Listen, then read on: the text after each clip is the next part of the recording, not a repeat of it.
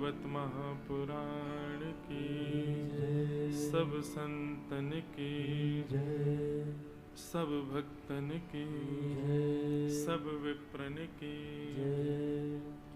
84 कोस ब्रजमंडल धाम की गिरिराज धरण की श्याम सुंदर श्री यमुने महारानी की श्री लक्ष्मी नारायण भगवान की श्री वेंकटेश भगवान की सद्गुरुदेव भगवान की जगत जननी श्री गौ माता की भारत माता की जय जय श्री राम। द्वारिका धीश की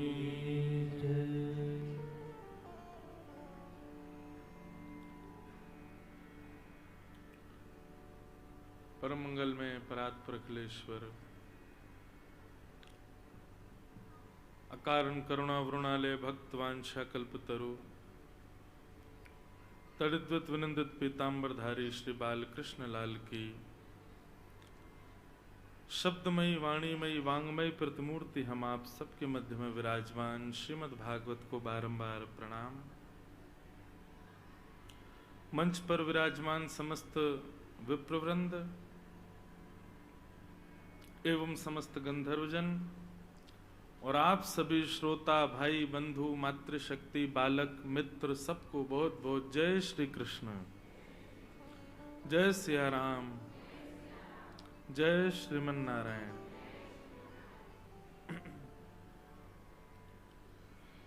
महती कृपा ठाकुर जी की हम आप सब पर हो रही है।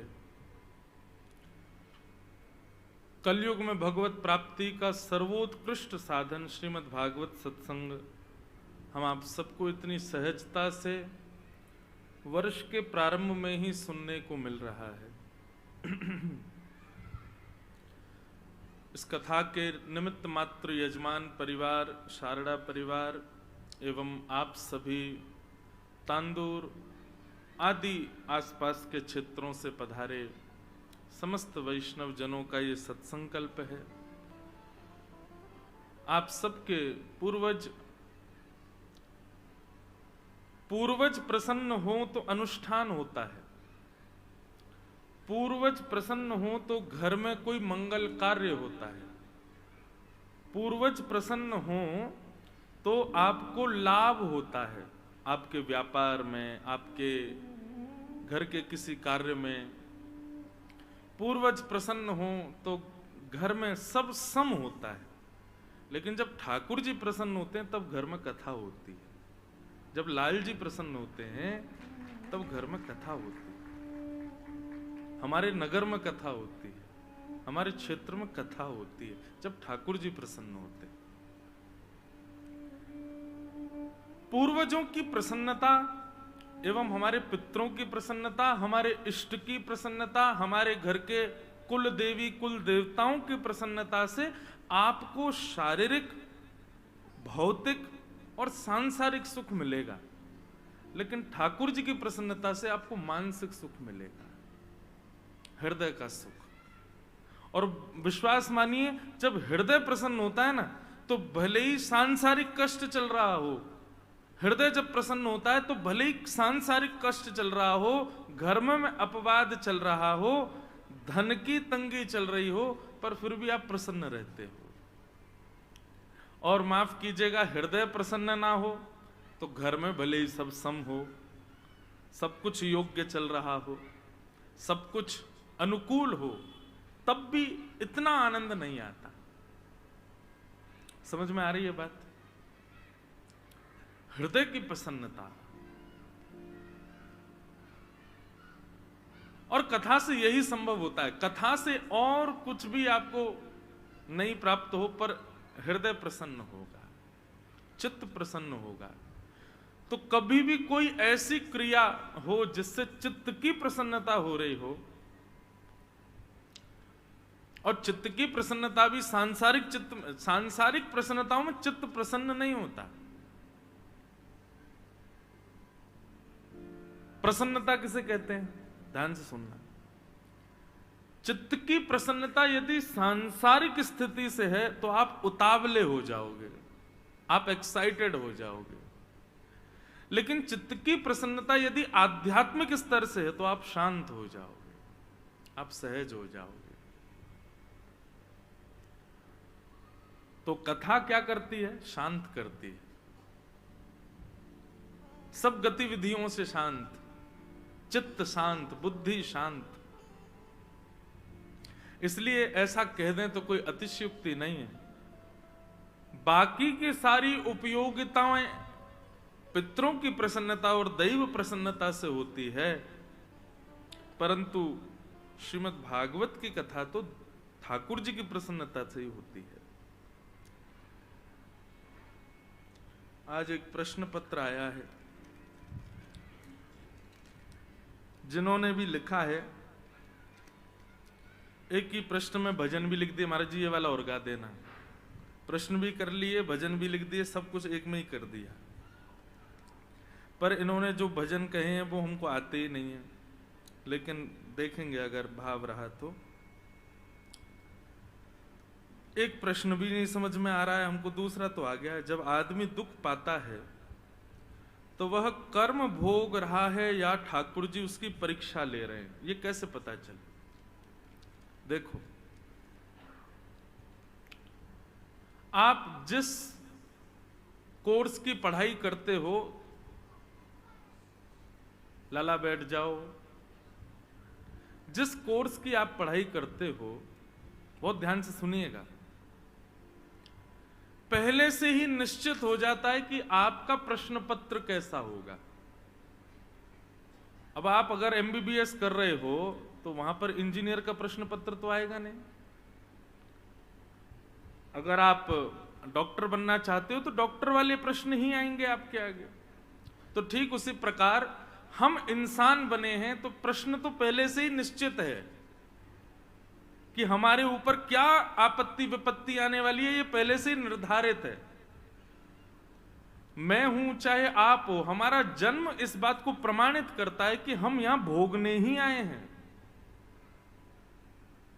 किसी ना किसी रूप में कैसे ना कैसे हम भोगेंगे उसको। तो मतलब हम जो भोगने वाले हैं अपने जीवन में वो पहले से निश्चित है कि ये इसको भोगना है। ठाकुर जी क्या करते हैं, परीक्षा जब लेनी होती है तो हमारी भोग्य वस्तु पहले से निश्चित, उसी को ही डालते हैं। लो अब बताओ, मतलब तुम अपना प्रारब्ध भी भोगो और उस प्रारब्ध को भोग करके कुशलता से उसमें पार हो करके ठाकुर जी को दिखा दो कि देखो हमने आपकी परीक्षा का निदान भी कर दिया। समझ में आई बात? मतलब कर्म से जो आपको भोगना है वो तो निश्चित है ही, आपको ये भोगना ही पड़ेगा। ठाकुर जी आपके कर्मों से भोगने, जो कर्म आपको भोगने उसी को ही आपके सामने प्रस्तुत करते हैं, वही ठाकुर जी की परीक्षा हो जाती है। लेकिन एक बात याद रखना बंधुओं, ठाकुर जी परीक्षा लेते कब हैं? जो भगवत शरणागत नहीं है ना उसकी परीक्षा नहीं होती है। इसलिए आप देख लेना, जो लोग भक्ति नहीं करते, मंदिर नहीं जाते, तिलक नहीं लगाते, गुरुजनों के सामने नहीं जाते, कथाएं नहीं सुनते, उनके जीवन में कष्ट कम ही रहते हैं। कई लोग आते हैं, महाराज जी हमारे सामने पड़ोसी पब भी जाता है, क्लब भी जाता है, गंदा गंदा खाता पीता भी है, सब कुछ उसका सब बढ़िया रहता है, सब ठीक है। हम लोग इतना व्यवस्थित जीवन जीते हैं, गुरुजनों की आज्ञा से जैसा गुरुजन बताते हैं वैसा जीते, फिर भी हमारे जीवन में कष्ट क्यों? क्योंकि परीक्षा तो उसी की होगी जो क्लास में बैठा है। जो बाहर डोल रहा है उसकी परीक्षा थोड़ी होगी, तो ऑलरेडी फेल है। पास होने की जिम्मेवारी उसकी जो क्लास में है। तो जो भक्ति मार्ग में है मतलब वो पास है, वो अपने कर्म भोगेगा। और एक और बात बताएं बंधुओं, बहुत सूक्ष्मता से समझिएगा, ये बहुत विषय बड़ा अच्छा है। जब कोई व्यक्ति भगवत शरणागत होता है तो ठाकुर जी क्या करते हैं, उसको जो अपने कर्म 7 जन्मों में भोगने हैं, एक नहीं 7 जन्म लेगा तब वो भोगेगा। ऐसा व्यक्ति जब भगवत शरणागत होता है तो ठाकुर जी एक ही जन्म में भोगवा देते हैं। अब ही भोग लो और निवृत्त हो जाओ, अब तुमको दोबारा आना नहीं पड़ेगा। इसलिए भैया हाथ जोड़ के प्रार्थना, यदि आप वैष्णव हो और जीवन में कष्ट आ रहा है तो उसको ठाकुर जी के द्वारा निवृत्ति जान करके भोग लीजिए। इसी जन्म में ही आपका कंटक पूरा हो जाएगा। लेकिन व्यक्ति जब भगवत विमुख होता है तो 7 नहीं 70 जन्म लेते हैं, फिर ठाकुर जी उसको बार बार परेशान करते हैं, फिर जा तू पृथ्वी में, फिर किसी और मां के गर्भ से जन्म ले, फिर से ऐसा कर। तो बहुत बड़े सौभाग्य की बात है कि हम वैष्णव हैं। इसका मतलब क्या है? ये निवृत्ति है, ये मौका है निकलने का। अभी निकल लीजिए। तो कर्म भोग, वैष्णव जब बन जाते हैं तो जल्दी जल्दी भोगते हो आप, और ज्यादा मात्रा में भोगते हो। क्यों? क्योंकि 7 जन्म का एक जन्म में ही भोगना है ना। इसलिए ठाकुर जी परीक्षा अलग से आपके सामने नहीं रखते, आपके ही कर्म भोगों को प्रस्तुत करते हैं। ये इसका उत्तर है। दूसरा प्रश्न भी कहा तो है, वो उसको थोड़ा समझना पड़ेगा। क्या है? मेरा यह प्रश्न है कि हम हमारे कन्हैया ठाकुर जी को घर का मेंबर समझते हैं। सुबह में 10 रात्रि और सूतक में 16 रात्रि। अच्छा, वो जो बालक होता है क्या बोलते हैं उसको? सोवर। अच्छा, तो अब इन्होंने र को आ की मात्रा का तो सुबह लिख रहा है। सोवर में 10 रात्रि, 10 रात्रि का सोवर होता है, और सूतक में 16 रात्रि। पूजा क्यों नहीं कर? अब जो भी है वो पंडित जी बताएंगे आपको, हम तो वक्ता हैं, हमसे जितना आता हम उतना बताएंगे। हमारे मंदिर का रात्रि पूजा क्यों नहीं कर सकते? और फिर है कि हमारे मंदिर का डोर बंद करते वक्त मेरा मन बहुत दुखी होता है, हालांकि मेरी चित्र और मानसिक सेवा है, फिर दिल बहुत उदास होता है कि 12 दिन में हम अरे 3-4 प्रश्न एक साथ हैं। अब हम जो समझ में आ रहा है वो उत्तर देते हैं। बाकी जिनका भी ये प्रश्न है कल हमसे 11 बजे मिलिएगा। अब जो हमें समझ में आया वो सुन लीजिए। यहाँ पर लिखा है कि एक प्रकार से सूतक और सोवर में हम ठाकुर जी की पूजा क्यों नहीं करते।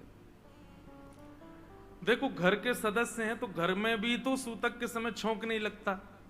घर के लोगों को भी मना किया जाता है कि साबुन तेल मत लगाना। घर के लोगों को भी कहा जाता है कि आप लोग व्यवस्थित रहिएगा, सब इस प्रकार से ही आपको रहना है। परंतु बंधुओं, एक बात सदैव याद रखना, ठाकुर जी घर के सदस्य हैं, परंतु ये सत्ता कभी नहीं भूलनी है कि वो परब्रह्म भी तो हैं, वो परब्रह्म सत्ता भी तो हैं। और घर के सदस्य हैं तो घर की हर प्रकार की स्थिति उनके साथ में संभव है, पर घर की कई स्थितियों में तो कई सारे भाव आ जाते हैं जहां पर आपको यह सत्ता भी समझनी पड़ेगी कि वो परब्रह्म भी तो हैं। उस भाव का आपके अंदर लेश नहीं होना चाहिए। बाकी आप सूतक और इन सब समय पर भी ठाकुर जी को भोग आदि कर भी दोगे तो ठाकुर जी नाराज तो होंगे नहीं, पर देव जो हैं और विधान जो है वो जरूर थोड़ा सा नकारात्मक हो जाएगा। इसलिए प्रयास करना चाहिए कि जब इस प्रकार की स्थिति हो तब या तो किसी को कहा जाए, प्रार्थना की जाए कि आप ठाकुर जी का भोग सिद्ध कर दीजिए, ठाकुर जी को भोग लगा दीजिए। हम ना बना घर रहेंगे तो ठाकुर जी घर में ही। दूसरी बात, या फिर हमारी स्थिति इतनी ऊंची पहुंच जाए। एक बात सदैव याद रखिएगा बंधुओं, संशय मन में आ रहा है तो इसका मतलब स्थिति हमारी अभी है नहीं वहां तक। या तो संशय आना ही नहीं चाहिए, आप करते रहो सेवा ठाकुर जी की, चाहे सूतक हो चाहे पातक हो चाहे कितनी भी अपवित्र स्थिति हो, आप सेवा करते रहो। आपकी बुद्धि में संशय नहीं आना चाहिए, करें कि ना करें। और संशय आया है तो इसका मतलब अभी स्थिति इतनी नहीं है, तो फिर किसी को नियोजित करो कि आप करो सेवा।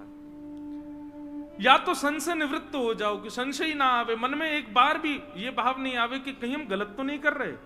अगर ये भाव आ रहा है तो इसका मतलब स्थिति आपकी उतनी नहीं है अभी। अब मीराबाई कई क्रियाएं करती थी अपनी सेवा में, लेकिन उनके मन में संशय नहीं होता था। वो सोचती थी जो मैं कर रही हूं वो परम सिद्ध है, परम श्रेष्ठ है। किसी भी प्रकार का मन में क्षोभ नहीं होता था अपनी क्रिया पर। यदि हमको अपनी सेवा में किसी क्रिया पर क्षोभ हो रहा है, संशय हो रहा है, तो इसका मतलब अभी स्थिति हमारी वैसी नहीं है। दूसरी बात आपने कही कि ठाकुर जी की किवाड़ बंद करने में कष्ट होता है। देखो बंधुओं, सबको अपना प्राइवेट टाइम चाहिए होता है, सबको अपनी प्राइवेसी चाहिए होती है।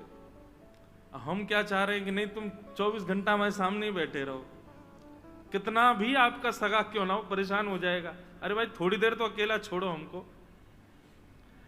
ठीक वैसे ही भैया, ठाकुर जी का पर्दा जब हम करते हैं तो आप ये मत सोचा करो कि बेचारे अकेले थोड़ी सी जगह में कैसे बैठे होंगे। नहीं, आपने जैसे ही पर्दा किया, अब जैसे भोग लगाते हैं तो पर्दा करते हैं, तो कई जगह क्या भाव है कि जैसे ही आपने भोग ठाकुर जी के आगे पधरा दिया और पर्दा लगाया, आप बाहर आ गए, तो इतने में क्या होता है, ठाकुर जी सहज हो जाते हैं।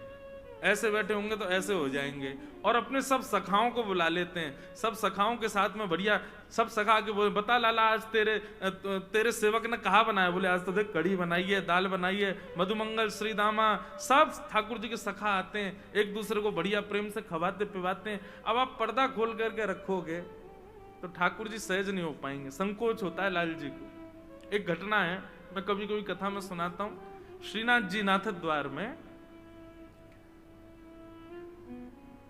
पहले क्या होता था कि अन्नकूट जब होता है ना, तो अन्नकूट के समय पर श्रीमद् वल्लभाचार्य जी की 7 निधियां थीं, जिनको उन्होंने अपने पुत्रों को बांट दिया, गुसाई जी आदि ने, सबने। एक निधि वहीं श्रीनाथ जी के बगल में विराज रहे हैं श्री विठलनाथ जी। फिर आप जो पुष्टि मार्गी होंगे उनको पता होगा, कोई सूरत में विराजते हैं, कोई बड़ौदा में विराजते हैं, कोई कहीं कहीं, ऐसे सब जगह सारे ठाकुर जी विराजमान है। हमारे गोकुल में है, गोवर्धन में है। तो अन्नकूट के समय पे क्या होता था, 7 ठाकुर जी नाथ द्वार आते थे, और श्रीनाथ जी के ही अगल बगल में 7 ठाकुर जी एक सिंहासन पर विराजते, और एक साथ सबका अन्नकूट होता था। बहुत ध्यान से सुनिएगा। आज भी नाथ द्वार में नियम है कि जब ठाकुर जी का भोग लगता है ना, तो ऊपर अटारी पर बैठ करके सहनाई बजाई जाती है, नगाड़े बजाए जाते हैं, समझ जाओ कि ठाकुर जी का भोग लग रहा है। तो अन्नकूट के समय पर 7 ठाकुर जी आए और श्रीनाथ जी के सामने अन्नकूट रखा गया। बढ़िया प्रेम से ठाकुर जी ने आरोगने के बाद अन्नकूट आदि सब समेट दिया। 7 निधि अपने अपने स्थान को चले गए। तो एक दिन रात्रि में शयन कराने के बाद जैसे ही मुखिया जी, जो पुजारी जी हैं, वो अपने शयन में गए, तो ठाकुर जी स्वप्न में आ गए श्रीनाथ जी, और स्वप्न में ऐसे आके बैठ गए रूठ के। तो गुसाई जी बोले, मुखिया जी बोले, जय जय, कहाँ भयो, आप उदास लग रहे हो, कछु कमी रह गई? कल तो अन्नकूट पायो आपने, चकाचक भोजन किया है, अब तो आनंद आ रहा होगो। श्रीनाथ जी बोले, मेरो पेट ना भरो, यही मारे तुम्हें दुखी है रहूं। बोले क्यों, पेट क्यों ना भरो? बोले अब इतनी सारी सामग्री सामने रखी, लेकिन वो 7 मेरे बगल में बैठे, एक यहां बैठो एक वहां बैठो, सबरे इतने सारे बैठे, मुझको तो खावे में संकोच आ रहा, मैं खा रहा हूं तो मुझको यूं लग रही, यूं सोच रहा हूं कैसे खा रहा है, कैसे भर भर के खा रहा है, या हमारे में तो आराम। अब जैसे आप भोजन करो, निश्चित है रेस्टोरेंट में जब जाते हैं भोजन करने तब की स्थिति और घर में जब करते हैं तब की स्थिति अलग होती है। कई लोग होते हैं बाहर जाएंगे तो चम्मच लेंगे, जे लेंगे, और बड़े ऐसे खाएंगे जैसे कितने साफ सुथरे हैं, और घर में जब आ जाते हैं तो बनाए महाराज चावल के पहाड़, बीच में कर दिया गड्ढा, उसी में सब्जी, उसी में दाल, उसी में पापड़, उसी में दही। एक हमारे साथ एक पंडित जी हैं, वो विचित्र हैं, वो चावल में दाल डालते हैं, फिर घी डालते हैं, फिर चीनी डालते हैं। दाल चीनी, घी चीनी डाल के कौन खाता है भाई? हैं विशिष्ट ऐसे ऐसे पंडित जी हैं हमारे। तो जब आप सहजता में प्रेम से खा रहे होते हो, तब आप ये विचार नहीं करते कहां गिर रहा है, कहां कैसे, आप बस पाते हो प्रेम से। लेकिन 4 लोग बैठे हो तो निश्चित है कि आपका मन भी होगा तो आपको नहीं नहीं बस ठीक है, इतना ही रहने दो। ठाकुर जी बोले, मेरो मेरो पेट ही ना भरो, मुंह क्यों लग रही, जन कहा सोचेंगे सबरे अगल बगल में बैठे। बोले कैसे भर भर खा रहा है। श्रीनाथ जी से कही, बोले आज्ञा करो जय जय। फिर कहा करूं? बोले एक काम करो, मेरो एक और अन्नकूट करो, और अब की बार कोई को बताइयो मत, एक गुपचुप अन्नकूट करो। और सुनो, ये जो तुम अटारी पे डंगाड़े वारे बैठा दे, कहो सबरी पूरी दुनिया पता चल जाए कि मैं भोजन कर रहा हूं, इनको भी अंदर कमरा में बैठा दो, कोई को पता नहीं चलना चाहिए मेरो अन्नकूट है रोए। तो इसलिए नाथ द्वार में आज भी 2 बार अन्नकूट होता है। एक बार तो पूरे विश्व को पता रहता है कि ठाकुर जी का अन्नकूट हो रहा है, और एक बार पड़ोसियों को भी नहीं पता होता और श्रीनाथ जी का अन्नकूट हो जाता है। तो उस अन्नकूट का भाव क्या? बोले ठाकुर जी प्रेम से पाते हैं अकेले बैठ करके। इसलिए भैया पर्दा किया करो, ठाकुर जी को अपनी प्राइवेसी चाहिए, उनको अच्छा लगता है। अब हम कथा सुनाने आते हैं, 4 घंटे कोई नहीं जाएगा हमारे लाल जी के कमरे में, तो हमारा भाव क्या रहता? ठाकुर जी बढ़िया टांग पर टांग धर के पौड़ गए होंगे, बढ़िया डिब्बा आप सब लोग मिठाई के लाओ तो खोल खोल के देखते होंगे कौन कहा लेके आयो, या मैं सजे खा लूं। मधुमंगल श्रीदामा तनसुका मनसुका सब आ जाते होंगे कमरा में, खूब बिस्तर पर कूदते होंगे, तकियान एक दूसरे को मारते होंगे, और जैसे यहाँ आरती होती होगी फिर ऐसे खड़े हो जाते होंगे, हाँ, अब आवे वारो सहज हो जाओ। तो इसलिए ठाकुर जी को थोड़ा एकांत दो, ठाकुर जी को कभी पर्दा करो, कभी ऐसे करो, उसमें ये भाव मत रखो अकेले रह जाएंगे, नहीं, उनको एकांतिक स्थिति कभी कभी प्रिय है, लेकिन कभी कभी, रोज नहीं। तो ऐसी बात है भैया, सेवा में सदैव याद रखो जो आपको अच्छा लगता है वो ठाकुर जी को करना नहीं है, ठाकुर जी को जिसमें सुख मिले वो उनको पधराओ, वो उनको प्रदान करो। कई लोग होते हैं हमें तो ऐसे ही अच्छा लगता है, आपके अच्छे लगने के लिए ठाकुर जी हैं क्या? ठाकुर जी को जिसमें रुचि लगे वो ठाकुर जी को निवेदित करो। कथा क्रम में चलें। कल हम आप सब लोगों ने श्रवण किया कि श्रीमद् भागवत की रचना हुई, और श्रीमद् भागवत जी की रचना में प्रधानता पंचम पुरुषार्थ प्रेम की है। वेदव्यास जी ने भागवत की रचना की, और वही भागवत की सुंदर गाथा अपने पुत्र श्री सुखदेव जी को अर्पित की। सुखदेव जी ने यह कथा जाकर के परीक्षित को सुनाई। प्रश्न हुआ परीक्षित कौन है? तो यहां से अब महाभारत का थोड़ा प्रसंग आता है कि यदा मृधे कौरव संजयाना वीरस्वथो वीर गतिम गतेषु ब्रकोदरावे दगदा विमर्श भृगनोरुदंडे धृतराष्ट्रपुत्रे। महाभारत का युद्ध अपने, बिल्कुल आप लोग सावधानी से सुनिएगा, अपनी अंतिम स्थिति में चल रहा था। दुर्योधन और भीम के बीच में युद्ध चल रहा था। तभी भीम ने दुर्योधन को मारने के लिए अपनी गदा का प्रहार उसकी जंघा पे किया। नाभि से नीचे प्रहार करना युद्ध में मना है, लेकिन भीम ने जंघा पर प्रहार किया। क्यों? सबको कथा पता है कि दुर्योधन का पूरा अंग जो है ना वो लोहे के समान है, उसको मारा नहीं जा सकता। केवल उसके जंघा का भाग ही है, उसका कटी भाग ही एकमात्र है जो चैतन्य हमारी तरह है। बाकी उसका सर्वांगीण अंग दिखता हमारे जैसा है, लेकिन वो पूरा लोहे का है। क्योंकि गांधारी ने अपने संपूर्ण जीवन के नेत्रों की ऊर्जा अपने पुत्र को देखने के लिए निर्वस्त्र अवस्था में देख लिया था, लेकिन भगवान ने आकर के ऐसी युक्ति की कि दुर्योधन से कहा, अरे निर्वस्त्र जाओगे मां के सामने, कम से कम एक कौपीन तो धारण कर लो।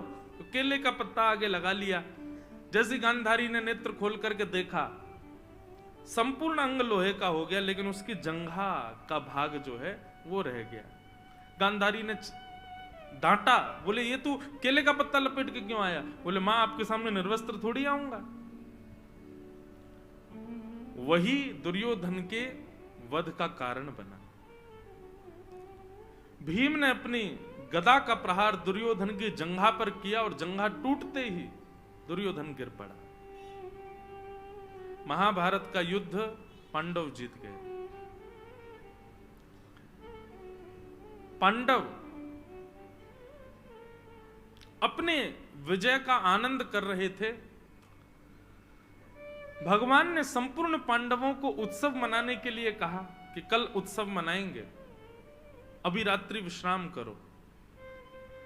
लेकिन तभी अर्धरात्रि में दुर्योधन ने गुरुपुत्र अश्वत्थामा को भेज दिया, जाओ सोते हुए 5 पांडवों को मार दो। यदि हम हस्तिनापुर की गद्दी पर नहीं बैठेंगे तो ये भी नहीं बैठेंगे।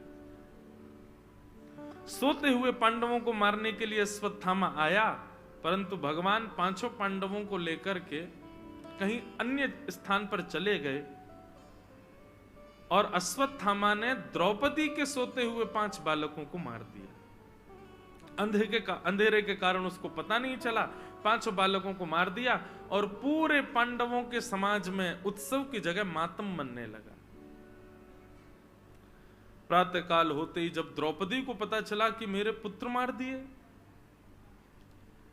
द्रौपदी ने रुदन करना प्रारंभ किया। उसके उस आर्तनाद को सुनकर के अर्जुन का क्रोध बढ़ गया।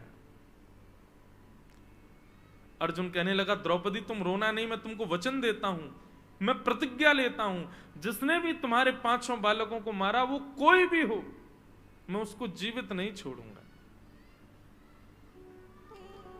भगवान ने अर्जुन को समझाया, अर्जुन निर्णय लेने में एक बात का ध्यान सदैव रखो। क्या? क्रोध में कभी भी निर्णय नहीं लेना चाहिए।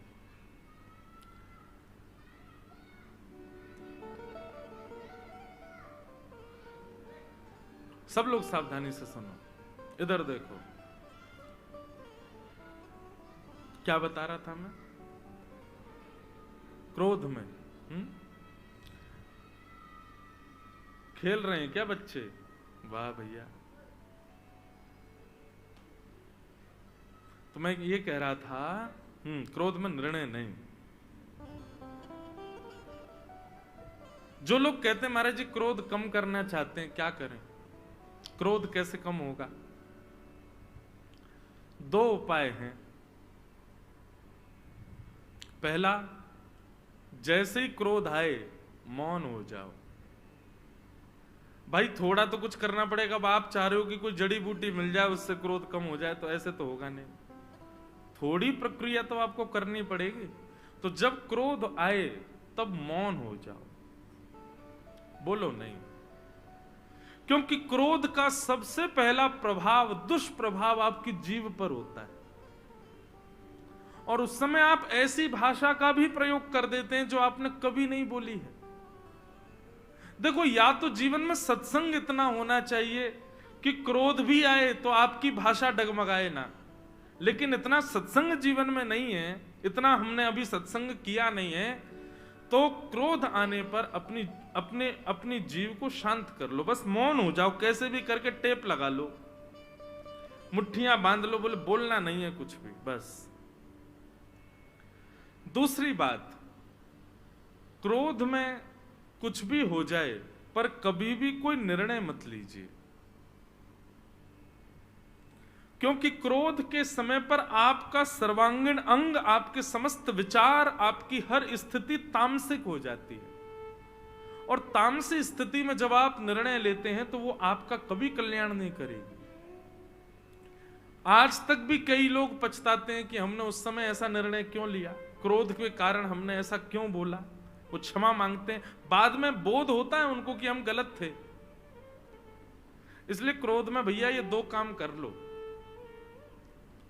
एक तो मौन हो जाओ, दूसरी बात कोई निर्णय मत लीजिए। निर्णय तभी लीजिए जब आपका क्रोध शांत हो जाए। क्रोध कैसा होना चाहिए? मैं अपनी कथाओं में कहा करता हूं, जल के जैसा, पानी।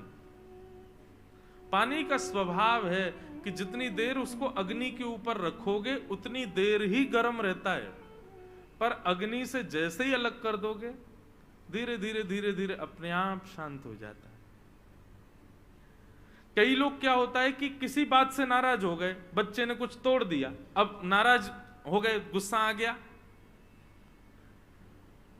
तो जब टूटी हुई वस्तु देखी तो स्वाभाविक है क्रोध आ गया आपको। आपने उस समय थोड़ा उल्टा सीधा कुछ कह दिया या कुछ कर दिया, ठीक है, लेकिन अब वो गिलास साफ कर दिया गया, स्थिति शांत हो गई, बच्चा बेचारा रो लिया, क्षमा मांग ली, सब कर ली, लेकिन अब 3 दिन हो गए, अब गुस्सा ही बैठे हो, उसी बात से ही नाराज बैठे हो। ये क्रोध गलत है। जब स्थिति समाप्त हो जाए तो आपका क्रोध भी समाप्त हो जाना चाहिए। पर जो लोग क्रोध में आकर के वर्षों वर्ष तक क्रोध रहता है, वर्ष तक किसी को क्षमा नहीं करते, वर्ष तक क्रोध में ही रहते हैं, अरे इसने ऐसा किया था मेरे साथ में, ये उचित नहीं है। क्रोध जल के जैसा होना चाहिए, आपका स्वभाव जल के जैसा होना चाहिए। ताप लगी है तो गर्म हो गए, लेकिन ताप से आपको कोई विलक करे तो अपने आप शांत हो जाओ। क्रोध में निर्णय मत लीजिएगा। अर्जुन को भगवान रोकने लगे, अर्जुन निर्णय मत लो, लेकिन अर्जुन नहीं माना। पांडव पक्ष के 3 लोग बचे थे, उनमें से एक अश्वत्थामा था। अश्वत्थामा को पकड़ करके अर्जुन ने बंदी बना दिया और द्रौपदी के सामने प्रस्तुत कर दिया। बोले ये है तुम्हारे बालकों का हत्यारा। अपनी तलवार लेकर के खड़े हो गए अर्जुन और बोले आज्ञा करो द्रौपदी, मैं इसका सर धड़ से अलग करने वाला हूं, तुम्हारी कोई और इच्छा हो तो बताओ, यही है तुम्हारे बालकों का हत्यारा। जैसे ही द्रौपदी ने अश्वत्थामा को देखा, द्रौपदी ने अर्जुन के आगे हाथ जोड़ लिए, बोले अर्जुन इसको मत मारो। क्यों क्यों ना मारे? कि उवाच चासहन्तस्य वंधनानयनं सतं मुच्यतामेष ब्राह्मणो नितरां गुरु। हम क्षत्रिय हैं अर्जुन, और ये ब्राह्मण है, और ब्राह्मण के साथ साथ भी ये हमारे गुरु का बेटा है। गुरु पुत्र गुरु के समान होता है, इसको मत मारो। पहला कारण इसको इसलिए मत मारो क्योंकि हम ब्राह्मण नहीं, हम क्षत्रिय हैं और ये ब्राह्मण है। दूसरा कारण इसलिए इसको मत मारो क्योंकि ये गुरु का बेटा है। और तीसरा कारण इसलिए मत मारो क्योंकि ये अपनी मां का इकलौता पुत्र है। इसकी मां विधवा पहले ही हो चुकी है, पति का सहारा नहीं है, और अब इसको भी मार दोगे तो इसकी मां को पुत्र का भी सहारा नहीं रहेगा, अकेली कैसे रहेगी?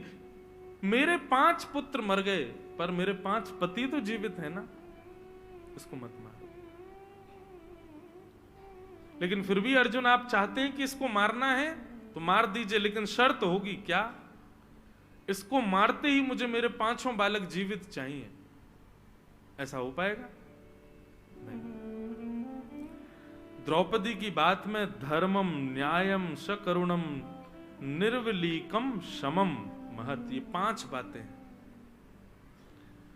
कोई भी निर्णय लेने वाले व्यक्ति को इन 5 बातों का ध्यान रखना चाहिए कि धर्म क्या कहता है, कहीं मेरा निर्णय अधर्म का पक्षधर तो नहीं। किसी भी प्रतिज्ञा लेने वाले व्यक्ति को न्याय का विचार करना चाहिए, मैं जो प्रतिज्ञा लूंगा उससे न्याय होगा कि नहीं। तीसरी बात, अपनी किसी भी प्रकार की प्रतिज्ञा में दया को जरूर स्थान दीजिएगा, थोड़ा दया पक्ष भी रखिएगा, निर्दयी मत हो जाइएगा। ध्यान रखिए इन बातों को। सबसे पहली बात धर्म का ध्यान रखिएगा, दूसरी बात न्याय होना चाहिए, तीसरी बात करुणा यानी कि दया होनी चाहिए, चौथी बात निर्विलीकम मतलब निष्कपटता, एक पक्ष के प्रति आपका कपट भाव नहीं दिखना चाहिए, और 5वीं बात समत्व। दंड का अधिकारी अपना पुत्र भी हो तो दीजिए, वहां पर आप मोहवश उसको मुक्त कराने का प्रयास मत कीजिए।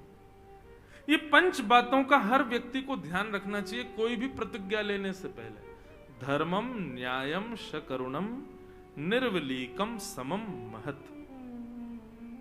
द्रौपदी की बात में ये 5 चीजें थी। धर्म भी था, न्याय भी था, दया भी थी। द्रौपदी कहती है इसको मत मारो क्योंकि ये ब्राह्मण है और हम क्षत्रिय हैं, हम क्षत्रियों के लिए ब्राह्मण सदैव पूजनीय होते हैं।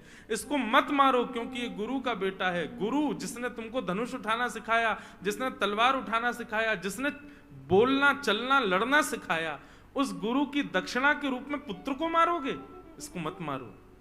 तीसरी बात, ये अपनी मां का इकलौता पुत्र है। बंधुओं, धर्म कहता है कि आप जिस मार्ग से निकले हो उस मार्ग में कितनी रुकावटें, कितने कांटे, कितने गड्ढे आए हैं, यह पीछे आने वालों को बता दीजिए ताकि उनको वो कष्ट ना सहना पड़े। लेकिन हम लोग उल्टे हैं। हमसे कोई पूछे आप केदारनाथ गए थे, आपकी यात्रा कैसी रही?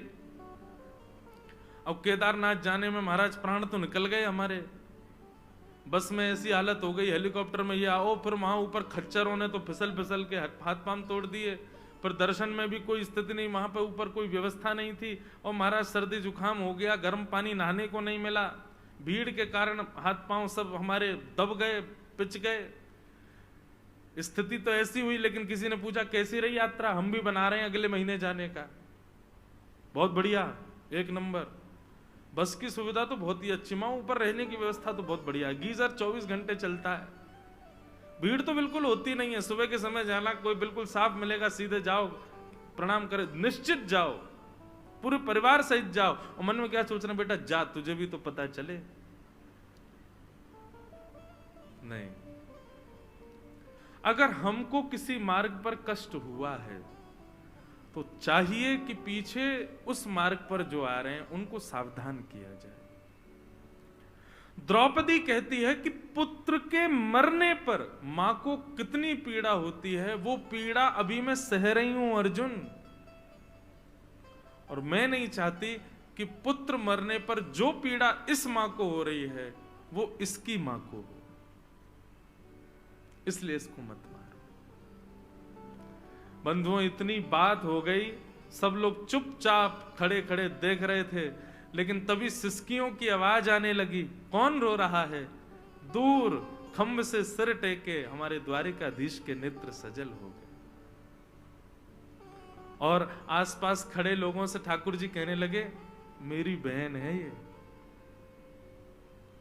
ये बहुत बड़ी बात है। अरे मां का इतना ममत्व होता है अपने पुत्र से, इतना ज्यादा ममत्व होता है, वो डराती है अपने पुत्र को, रुक जा तेरे पिताजी को आने तो बताऊंगी उनको मैं, ऐसे करता है ये। लेकिन पिताजी जब आ जाते हैं तो पिताजी को बता भी देगी, लेकिन पिता जैसी डांटने लगे तो तक ठीक है, लेकिन पिता कहीं हाथ उठाने लग जाए तो मां आगे आ जाती, नहीं मारोगे नहीं, सुना कितना भी लो, मारने का अधिकार मेरा है, बस इसको पीटना है, मारना है, घूसे देने, जो करना मैं करूंगी, वो मेरे अलावा कोई ना करे। स्कूल पढ़ाने के लिए बच्चे को लेके जाती है, टीचर को बोलाती है ये कितना भी अपराध करे, कितना भी गलत करे, आप इसकी डायरी में लिख के भेज देना, मुझे फोन कर देना, इसको डांट देना, पर इसको मारना नहीं। ये मां का ममत्व होता है अपने पुत्र के प्रति। उस मां के निर्दोष 5 बालक मार दिए गए, और वो मां हत्यारे को सामने देख करके कह रही है कि इसको छोड़ दो। ये बहुत बड़ी बात है, ये सामान्य बात नहीं, ये साधारण बात नहीं है बंधु।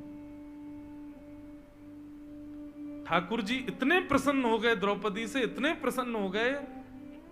बंधुओं, एक बात याद रखना, आपके घर में अनुकूलता है तब आप कुछ अच्छा करो, ठाकुर जी उससे प्रसन्न नहीं होते। प्रतिकूल स्थिति आवे और उसमें भी आप अपना धैर्य ना खो, तब ठाकुर जी प्रसन्न होते हैं। अनुकूल स्थिति में तो सब धैर्यवान हो जाते हैं, प्रतिकूल स्थिति में होके दिखाओ। आप जिस मंजर में नहीं रह सकते उसमें भी अपने आप को शांत रख करके दिखाओ अपने आप का। अब एक कथा है तो हंसी की, पर एक बात है, वृंदावन में एक संत ने मौन व्रत धारण करने का नियम ले लिया, मैं मौन रहूंगा। कब तक मौन रहोगे? बोले 14 वर्ष तक मौन रहूंगा। 12 वर्ष उनके मौन में निकल चुके थे, लेकिन वो महात्मा क्या करते थे? मौन थे पर हाथ में डायरी पेन लेके चलते थे, और उनको जिसको कुछ कहना होता था लिख करके उसको दे देते थे। किसी को गाली भी देनी होती थी लिख के दे देते थे। ऐसा मौन था उनका। अब संतों में भी आपस में एक दूसरे से आनंद तो लेते ही हैं। एक बार वो महात्मा किसी पंगत में बैठे थे भोजन करने, उनको गुलाब जामुन बड़ा प्रिय था। तो गुलाब जामुन वाले से दूसरे संत ने जाके कह दिया, बोले सुन, सबको गुलाब जामुन देना, वो मौनी बाबा बैठे उनको मत दियो। बोले वो तो गुलाब जामुन के बड़े प्रेमी है, 4 पहले ही रखवा लेते हैं। बोले इसीलिए तो कह रहे हैं उनको मत दियो। बोल वो पाएंगे नहीं, तू देना नहीं उनको। अब लेकर के गुलाब जामुन भोग, गुलाब जामुन प्रसाद सबको देते देते जैसे बाबा के पास गए, बाबा तो उसी की प्रतीक्षा कर रहे थे। अच्छा बाबा नहीं चाहिए, आगे चले गए। बाबा तो मौन, कुछ कह तो सकते नहीं। देखने लगे उसको, बोले चला गया, देखे नहीं गया। घूम करके बेचारा पूरी पंगत में फिर से जैसे ही आया, तो बाबा ने पूड़ी भी नहीं खाई, अभी ऐसे ही बैठे थे तान के, बोले अब के दे के जाएगा। जैसे ही आया, बाबा गुलाब जामुन, अच्छा अभी ये नहीं खाया, इसके बाद पाओगे? ठीक है बाबा ठीक है, आगे चले गए। 3-4 बार उस व्यक्ति ने गुलाब जामुन दिखा करके भी नहीं दिया। 5वीं बार जब वो आए तो बाबा क्रोध में तिल मिला रहे थे, बोल सकते नहीं कुछ भी, और बाकी के महात्मा आनंद ले रहे थे। बोले अब आएगा आनंद। जैसे ही गुलाब जामुन लेके आया तो बाबा उसका हाथ पकड़ लिया। अच्छा बाबा ठीक है, अभी थोड़ी देर में लेके आऊं। आगे जैसे निकला, बाबा खड़े हो गए। बोले इधर दे रहा, उधर दे रहा, बीच में क्यों नहीं रख रहा, यहां क्यों नहीं दे रहा मेरी पत्तल पर? सब बोले बाबा मौन। बाबा बोले राम राम राम राम, हो गया कल्याण हमारा। 14 वर्ष का मौन 12 वर्ष में टूट टाट गया। सब ने आकर के हृदय से लगाया। बोले अब 12 साल का ही रहने दो बाबा, प्रेम से गुलाब जामुन पाओ। प्रतिकूल स्थिति में अपने आप को संयमित रखना, यह परीक्षा है। अनुकूल स्थिति में तो कोई भी रह लेगा, अनुकूल स्थिति में तो अपने ऊपर संयम कोई भी कर लेगा, प्रतिकूल में करके दिखाओ।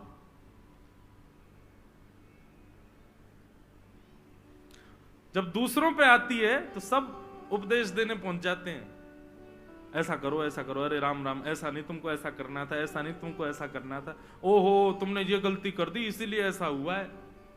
लेकिन जब वही घटना खुद के ऊपर आ जाती है तो सब भूल जाते हैं, हम लोग निकल आते हैं सब बाहर, कुछ नहीं कर पाते। लेकिन द्रौपदी की कितनी श्रेष्ठ बात, अपने बालकों के हत्यारे के लिए भी वहां पर वो धर्म का विचार कर रही है, न्याय का विचार कर रही है, करुणा का विचार कर रही है, समता का विचार कर रही है, निष्कपटता का विचार कर रही है, एक मां की पीड़ा का विचार कर रही है, उसके ब्राह्मणत्व का विचार कर रही है, वो गुरु का बेटा है इस बात का विचार कर रही है। कोई रीझा हो चाहे ना रीझा हो, पर श्याम सुंदर रीझ गए द्रौपदी से। क्रिया सदैव ऐसी करो जिससे ठाकुर जी प्रसन्न हो। हम लोगों की ऐसी कभी कभी ओछी हरकतें हो जाती हैं कि केवल 4 लोगों को खुश करने के लिए हम वो काम कर देते हैं। नहीं, क्रिया सदैव ऐसी करो जिससे श्याम सुंदर प्रसन्न हो। द्रौपदी पर भगवान रीझ गए। अर्जुन ने भगवान से पूछा, भगवान आप ही बताओ मैं क्या करूं?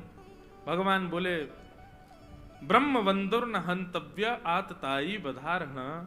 अर्जुन, ब्राह्मण कैसा भी क्यों ना हो उसको मारना नहीं चाहिए, परंतु बालकों का हत्यारा कोई भी क्यों ना हो उसको छोड़ना नहीं चाहिए। अश्वत्थामा ब्राह्मण है इसलिए इसको मारना नहीं है, अश्वत्थामा छोटे बालकों का हत्यारा है इसलिए इसको छोड़ना भी नहीं। अर्जुन समझ गए मुझे क्या करना है, मतलब मृत्यु दंड से भी कोई बड़ा दंड इसको देना है। और बंधुओं आज आप स्पष्ट सुन लीजिएगा, मृत्यु दंड से भी एक बड़ा दंड होता है। क्या? प्रतिष्ठित व्यक्ति का भरे समाज में अपमान। ये मृत्यु दंड से भी बड़ा दंड है।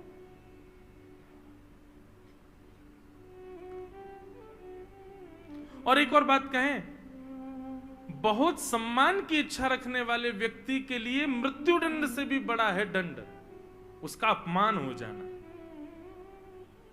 और ऐसा व्यक्ति जब तक मरता नहीं तब तक अपने अपमान की अग्नि में जलता रहता है।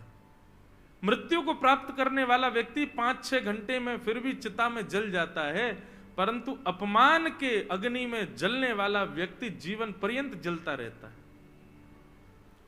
भगवान ने कहा ये गुरुपुत्र है, इसको बहुत सम्मान मिला है, इसकी सब रेस्पेक्ट बहुत करते हैं। आज वही समाज इसके सामने खड़ा है जो इसका सम्मान करता है, सबके सामने इसका अपमान करो, यही इसका दंड है। आधी मूंछ, आधी दाढ़ी और आधे केश मूड़ करके अर्जुन ने उसकी ब्रह्म तेज की मणि को निकाल करके धक्के देकर के सभा से बाहर कर दिया। बोले यही उचित दंड है इसके लिए। अश्वत्थामा अपमान हो गया अश्वत्थामा का। भगवान अब कहने लगे भैया आप सब लोग अब अपने हस्तिनापुर की गद्दी संभालो, सब लोग व्यवस्थित हो जाओ, मैं द्वारिका जा रहा हूं। जैसे ठाकुर जी द्वारिका के लिए प्रस्थान करने लगे, इतने में ही बंधुओं अश्वत्थामा ने अर्जुन की पुत्र वधू उत्तरा के गर्भस्थ शिशु को मारने के लिए ब्रह्मास्त्र छोड़ दिया। आकाश में ब्रह्मास्त्र देख करके उत्तरा दौड़ी दौड़ी भगवान के रथ के पास गई। भगवान द्वारिका को जा रहे थे कि पाहि पाहि महायोगिन देव देव जगतपते नान्यम तद्भयम पश्ये यत्र मृत्यु परस्परम। त्राहि माम द्वारिकाधीश मेरी रक्षा करो। भगवान ने तुरंत अपना रथ रोका, उतर करके आए, देखा उत्तरा दौड़ी दौड़ी आ रही है। उत्तरा को तुरंत भगवान ने पूछा क्या बात है उत्तरा, क्यों रो रही हो? उत्तरा ने कहा देखिए ना भगवान, अश्वत्थामा ने ब्रह्मास्त्र छोड़ दिया आकाश में मेरे गर्व को मारने के लिए। मेरा गर्व भले ही, मुझे भले ही कुछ भी हो जाए, मेरे गर्व को बचा लो भगवान। मेरे पति को इन लोगों ने पहले ही चक्रव्यूह में फंसा करके मार दिया, कम से कम मैं अपने बालक को जन्म दूं, ये श्रेष्ठता तो मुझे प्राप्त हो। भगवान आप मेरी रक्षा करो। सबके मध्य आकर के उत्तरा ने जब भगवान से प्रार्थना की, ठाकुर जी एक रूप से तो बाहर खड़े थे, अदृश्य रूप से उत्तरा के गर्भ में प्रवेश करके भगवान ने उसके गर्भस्थ शिशु की रक्षा की। आकाश में देखते ही देखते ब्रह्मास्त्र नष्ट हो गया और किसी को पता नहीं चला कि ये ब्रह्मास्त्र नष्ट हुआ कैसे। सब लोग आश्चर्य करने लगे, बोले कुछ हुआ तो है नहीं। ठाकुर जी बाहर खड़े हैं, पांचों पांडव अपने स्थान पर खड़े हैं, उत्तरा आकर के भगवान से प्रार्थना कर रही है और केवल इतनी देर में ब्रह्मास्त्र नष्ट हो गया। इस ब्रह्मास्त्र को नष्ट किया किसने? कोई नहीं पहचान पाया। लेकिन बंधुओं कितनी अच्छी बात, ब्रह्मास्त्र जैसे नष्ट हुआ, आकाश की ओर सब लोग आश्चर्यचकित होकर देख रहे थे कैसे नष्ट हुआ ब्रह्मास्त्र। ठाकुर जी ताली बजाने लगे, बोले जय हो जय हो जय हो। सब बोले क्या हुआ भगवान? बोले उत्तरा के भजन के प्रताप ने, उत्तरा के पातिव्रत धर्म ने, उत्तरा की धर्म नैष्ठिकता ने देखो ब्रह्मास्त्र को आकाश में नष्ट कर दिया। समझ में आई बात? नष्ट तो ठाकुर जी ने किया, लेकिन श्रेय पूरा उत्तरा को दे दिया। उत्तरा ने किया, उत्तरा के भजन बल ने किया।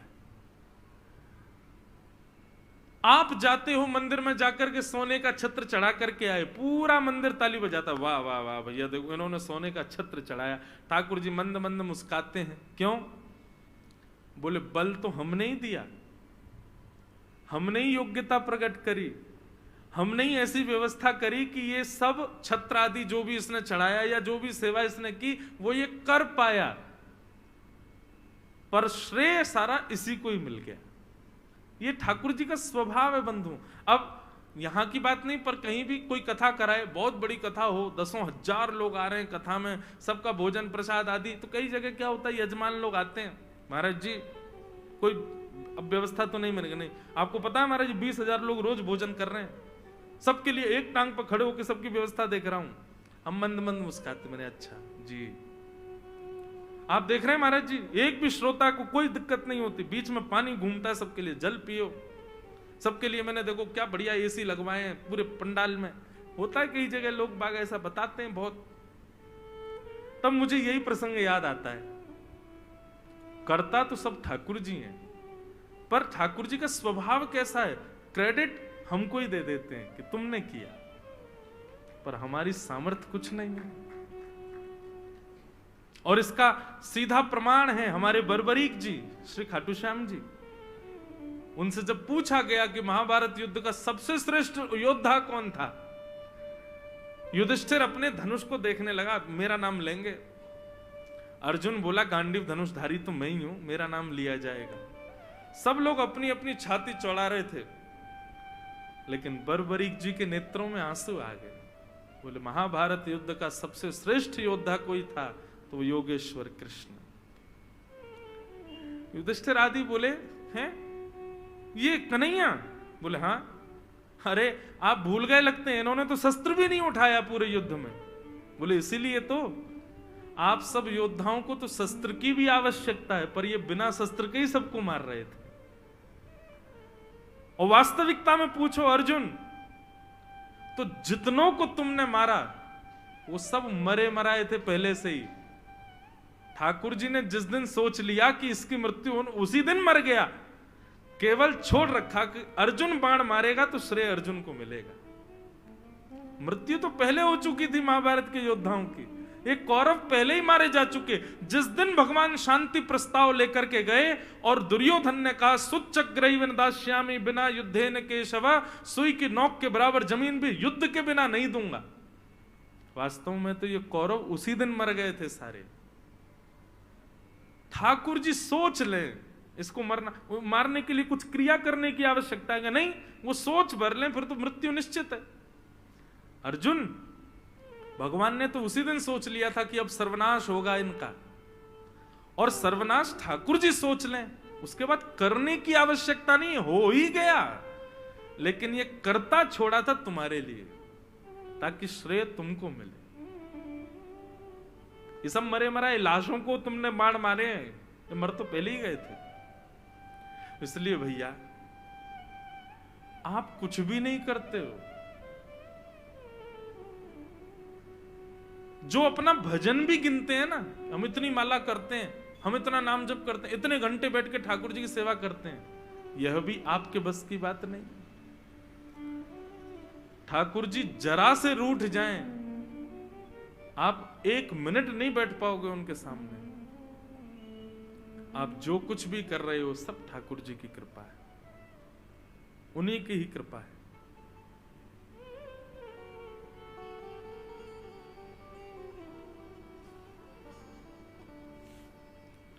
भगवान ने श्रेय दे दिया उत्तरा को। सब लोग कहने लगे अरे कैसे ब्रह्मास्त्र नष्ट हुआ? भगवान बोले उत्तरा का पातिव्रत है, ये उत्तरा का भजन बल है, उत्तरा की धर्म नैष्ठिकता। उत्तरा तुझको प्रणाम है भैया, तेरे धर्म बल ने देख ब्रह्मास्त्र को नष्ट कर दिया आकाश में। उत्तरा को भी लगने लगा हाँ ये तो जरूर मेरे ही बल से नष्ट हुआ है। ठाकुर जी मंद मंद मुस्काने लगे, सब उत्तरा की प्रशंसा करने लगे, लेकिन कोने में खड़ी कुंती बुआ भगवान को देख रही थी। पास आई भगवान के, ठाकुर जी बोले कहो बुआ, देखो कैसी बहू आपके घर में उत्तरा, इसका भजन बल, इसका धर्म बल, इसकी पातिव्रत सेवा, इस सबके बल से देखिए आज इसने ब्रह्मास्त्र को नष्ट कर दिया। कुंती बोली ठाकुर जी आप कितने चतुर हो, मैं ये गहराई नाप नहीं पा रही हूं, आप बहुत चतुर हो। ठाकुर जी बोले क्यों, ऐसा क्यों कह रही हो? बोले मुझे सब पता है, उत्तरा के गर्भ के शिशु को उसके धर्म बल ने नहीं बचाया। यदि उसका धर्म बल भजन बल में इतनी सामर्थ होती ना तो अभिमन्यु जीवित खड़ा होता है यहां पर। जिस अभिमन्यु को चक्रव्यूह से नहीं बचा पाया कोई, उस उत्तरा का बल इतना हो गया कि वो अपने गर्भ के बालक को ब्रह्मास्त्र से बचा लेगी, अपने पति को बचा लेती। ये सब आपकी कृपा है। आप एक रूप से बाहर खड़े थे और दूसरे अदृश्य रूप से आपने भीतर प्रवेश किया और भीतर जाकर के अपनी गदा को घुमाया है, उसी के बल से ही ये नष्ट हुआ है और श्रेय दे रहे उत्तरा को। ठाकुर जी तुरंत गए कुंती बुआ का मुंह बंद कर दे, बोले चुप रहो बुआ, काय को पोल खोल रही है, लगे रहने दो, देखो सब देखो उत्तरा की प्रशंसा कर रहे हैं। कुंती एकांत में ठाकुर जी को ले गई और बोली अब मेरी बात सुनिए, मुझे आपकी स्तुति करनी है भगवान। और कुंती ने भगवान की प्रथम श्रीमद् भागवत की सबसे पहली स्तुति है कुंती स्तुति। भक्त ठाकुर जी के भेद को पहचान जाते हैं भगवान। ठाकुर जी सबसे छुपा लेंगे अपनी क्रियाओं को, लेकिन एक वैष्णव से नहीं छुपा सकते। ठाकुर जी की हर लीला वैष्णव खोज लेता है। कुंती ने भगवान की स्तुति गाई, बहुत सुंदर स्तुति है कुंती की। कुंती भगवान से कह रही है कि नमस्ये पुरुषं त्वाद्यम ईश्वरं प्रकृते परम अलक्ष्यं सर्वभूतानां अंतर्बहिर्वस्थितम्। हे नाथ, आप पूरे जगत कारण हो, आप साक्षात भगवान हो, मैं आपको प्रणाम करती हूं, मैं आपको नमस्कार करती हूं। कुंती ने बंधुओं अपनी स्तुति में एक बात सिद्ध कर दी। हम सब वैष्णवों को कुंती संकेत करते हुए कहती है कि एक भक्त भगवान को कुछ नहीं दे सकता, कुछ भी नहीं। केवल एक वस्तु आप ठाकुर जी को दे सकते हो, क्या? दोनों हाथ जोड़ करके सर झुका के आप केवल नमन कर सकते हो। इसके अतिरिक्त जो कुछ भी आप ठाकुर जी को दे रहे हो वो ठाकुर जी की कृपा से आपको प्राप्त है। नमन, नमन का मतलब क्या होता है? अब ये मन मेरा नहीं है ठाकुर जी, ये मन पर वश आपका है, इसलिए नमन। ये सर झुका के नमस्कार करना, केवल इसके अतिरिक्त आप कुछ भी ठाकुर जी को नहीं देते। जो भी दे रहे हो एक प्रकार से ऐसा समझ लो, आप मेरे घर आए और आपने सोचा खाली आता है यार कुछ तो दें महाराज जी को, तो मेरे ही घर में लगे हुए चित्र को उतारा, पहुंच दिया और मुझे कहा महाराज जी आपके घर पधारे, लीजिए आपके लिए एक भेंट लेके आए। अब मैंने देखी, मैंने यार ये तो मेरे ही डाइनिंग हॉल की चित्र पेंटिंग है, तुमने उतार के मुझको ही दे दी। ठाकुर जी ले लीजिए ना, अब ऐसा मत कीजिए, हमने दिया है आप इसको मान लीजिए, हमारी तरफ से एक उपहार। यही होता है हमारे और आपके साथ जब हम मंदिर में जाते हैं, प्रसाद चढ़ाएं, फूल चढ़ाएं, पुष्प चढ़ाएं। और सबसे बड़ी बात, ये जो लोग 2000 की नोट निकाल के ऐसे घुमाते ठाकुर जी के आगे यूं और यूं घुमा के जब चढ़ा देते हैं तो ठाकुर जी कहते हैं देख बगल में लक्ष्मी खड़ी है मेरे, धन की अधिष्ठात्री, मैंने कृपा करके इसको दिया, मैंने ही कृपा करके इसको इतना बल दिया कि ये पुष्प ला सके। ये पुष्प भी मेरी ही कृपा से प्रकट हुए बगीचे में। ये पुष्प को बनाने वाले मालिक के ऊपर भी मेरी कृपा है। इसमें जो धागा है उसमें भी मेरा ही बल है। उसको पैसे से खरीद करके लाया, वो धन भी मेरी पत्नी लक्ष्मी है। लेकर के आया है, जो लेके आया वो भी मैं ही हूं, और आकर के मेरे सामने ऑफर करते हुए अपना श्रेय ले रहा है। आप कुछ नहीं करते ठाकुर जी के लिए, केवल आप नमस्कार करते हो। बस ये दो हाथ जोड़ करके जो आप दीन होते हो ना, बस इसके अतिरिक्त आप और कुछ नहीं दे सकते ठाकुर जी को। कुंती ने यही कहा कि नाथ हम आपको कुछ नहीं दे सकते, केवल नमन कर सकते हैं। तो इसका मतलब ये नहीं है, अब कई कंजूस लोग भी तो बहुत हैं हमारे संसार में। कई लोग आ जाएंगे, महाराज जी आप ही तो कह रहे थे ठाकुर जी की सब वस्तु ठाकुर जी को, काय को 56 भोग लगा मैं ठाकुर जी को, काय को फूल का बंगला लगा मैं ठाकुर जी का, काय को सजावट करें ठाकुर जी की, सब ठाकुर जी तो कर रहे हैं, तो फिर हम लोगों को तो बिल्कुल नमस्कार ही करना चाहिए, नमन ही करना चाहिए, दान पेटी वगैरह सब हटा दो मंदिरों से, इनकी भी क्या आवश्यकता है, ठाकुर जी तो सब है ही है ठाकुर जी का। कई लोग कथा के दो अर्थ निकालने वाले भी होते हैं ना। भाई देखो, ये 56 भोग ठाकुर जी को क्यों लगाया जाता है? हे ठाकुर जी, इस विश्व में 8 अरब लोग हैं।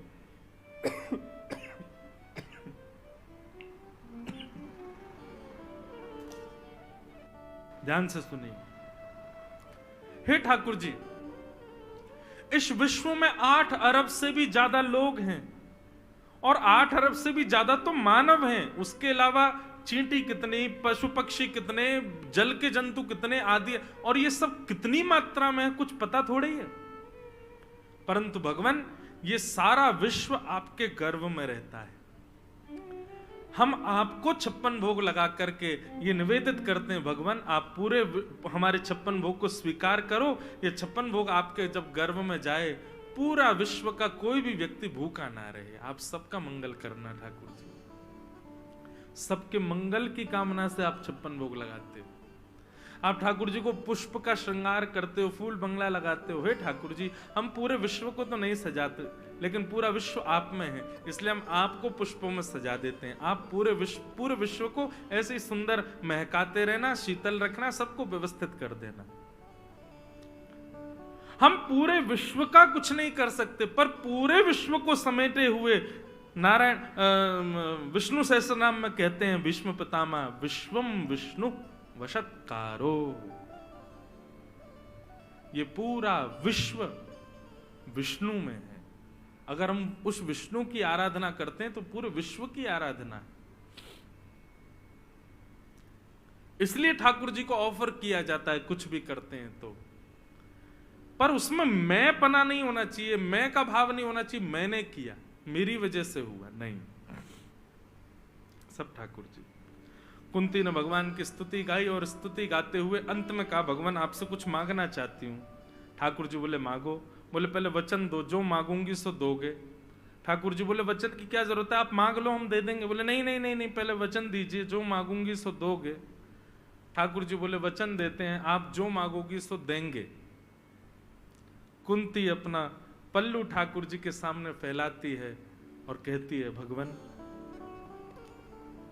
आप यदि मुझे देना चाहते हो तो विपद सन्तु नः सस्वत् तत्र तत्र जगद्गुरो भवतो दर्शनं यत्स्यात् अपुनः भव दर्शनम्। हे नाथ, यदि आप मुझे कुछ देना चाहते हैं तो बस एक वरदान दे दीजिए। पूरे विश्व में जितने भी कष्ट हैं, जितने भी संकट हैं, जितनी भी विपत्तियां हैं, जितनी भी आपत्तियां हैं, जितनी भी प्रतिकूलता हैं, वो सब इस कुंती के जीवन में आ जाएं।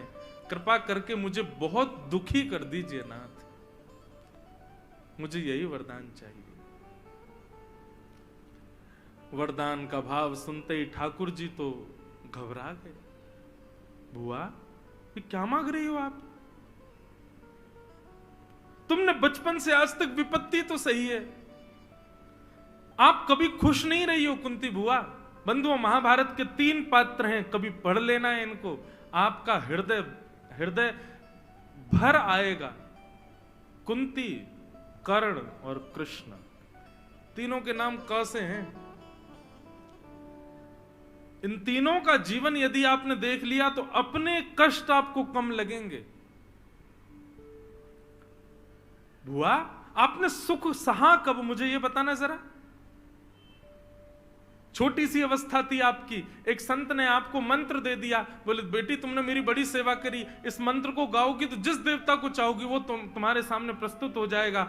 आपने खेल खेल में सूर्य नारायण को प्रकट कर लिया और बाल अवस्था में सूर्य नारायण आपके सामने प्रकट हो गए। आपने कहा अरे वापस चले जाओ, मैं तो ऐसी देख रही थी मंत्र में शक्ति है कि नहीं। सूर्य नारायण ने कहा देवी हम आए हैं, आपने जो मंत्र कहा है उसकी सामर्थ्य है कि जो इस मंत्र का उच्चारण उसको कुछ देना पड़ेगा, हम आपको बिना दिए तो लौटेंगे नहीं, कुछ तो देंगे आपको। कुंती ने कहा मुझे कुछ नहीं चाहिए, मैं तो बस देख रही थी इस मंत्र से क्या होता है, आप चलिए जाओ। सूर्य नारायण बोले नहीं देवी मैं कुछ तो दूंगा। तो अपने समान अपना पुत्र कर्ण आपको दे दिया। छोटी सी अवस्था में कर्ण प्राप्त हो गया था आपको बुआ।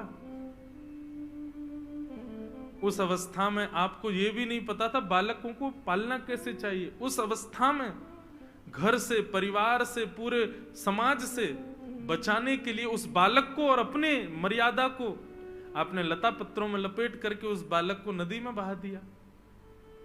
एक मां के लिए कितनी पीड़ा की बात होती है कि उसका प्रथम बालक लोक लाज से बचाने के लिए आपने उसको बहा दिया।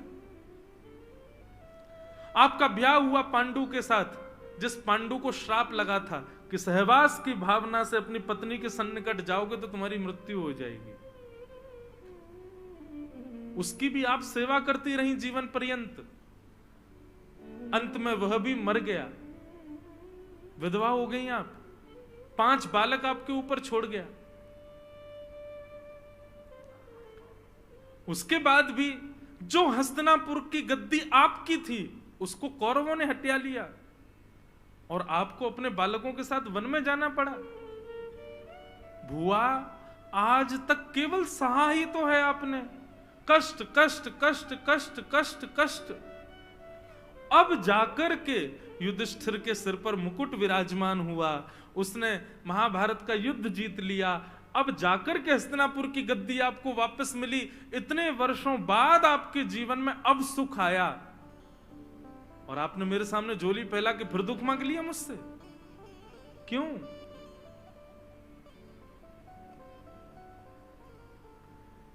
ठाकुर जी रोने लगे, कुंती बुआ भी भावुक हो गई।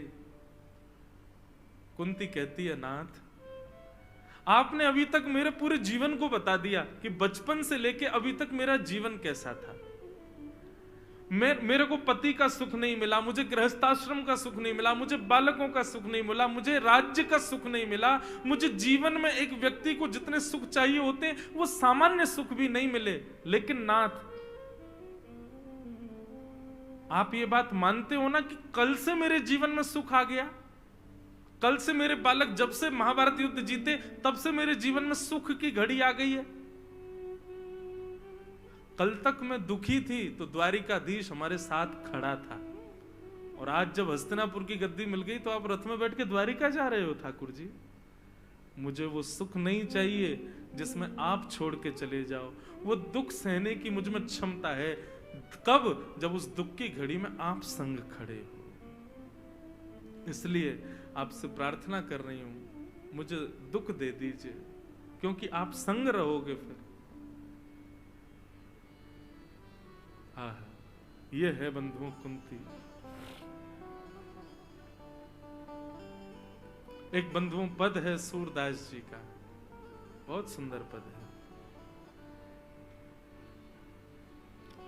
लाज रखो गिरधारी, मोरी लाज रखो गिरधारी। बहुत सुंदर पद है। कभी कभी बंधुओं अपने ठाकुर जी के सन्मुख विराजमान होकर के इस पद को गाया करो। जैसी लाज राखी द्रौपदी की, जैसी लाज राखी द्रौपदी की, होन ना दीन उघारी, होन ना दीन उघारी। खेचत खेचत दो भुज थाके, खेचत खेचत दो भुज थाके, खेचत खेचत दो भुज थाके, खेचत खेचत दो भुज थाके। दुशासन पच भारी, चीर बढ़ायो मुरारी, मोरी लाज रखो गिरधारी, मोरी लाज रखो गिरधारी।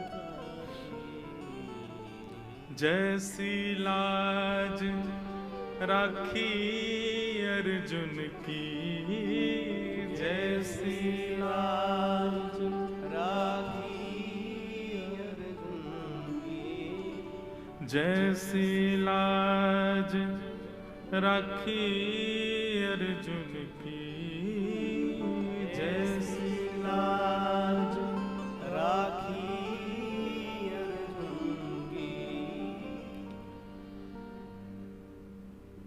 भारत युद्ध पछारी, भारत युद्ध पछारी, सारथी हो के रथ को हांक्यो, सारथी हो के रथ को हांक्यो, सारथी हो के रथ क्यों हांक्यो, सारथी हो के रथ को हांक्यो, चक्र सुदर्शन धारी, मोरी लाज रखो गिरधारी, मोरी लाज रखो गिरधारी, मोरी लाज रखो गिरधारी। बंधु, ये पद ठाकुर जी को कष्ट बताते हुए नहीं गाना है कि नाथ हमारे जीवन में कष्ट है इसलिए हम ये गा रहे हैं, बल्कि इस भाव से गाना है ठाकुर जी जीवन में जो कुछ भी भोग रहे हैं ये तो हमारे प्रारब्ध हैं, ये तो मुझे भोगने ही है, पर नाथ मुझे बस इस बात का डर है इन प्रारब्धों को भोगने में, इन कष्टों को भोगने में, इन विपत्ति आपत्तियों को भोगने में कहीं मैं आपको ना भूल जाऊं, कहीं आपकी सेवा मुझसे ना रह जाए नाथ, बस इसमें मेरी लाज रखना आप, बस इतना मुझे बचाए रखना ठाकुर जी कि जीवन में चाहे कुछ भी हो जाए पर आप मेरे चित्त से कभी ना जाओ, मैं आपकी सेवा निरंतर करता रहूं, आप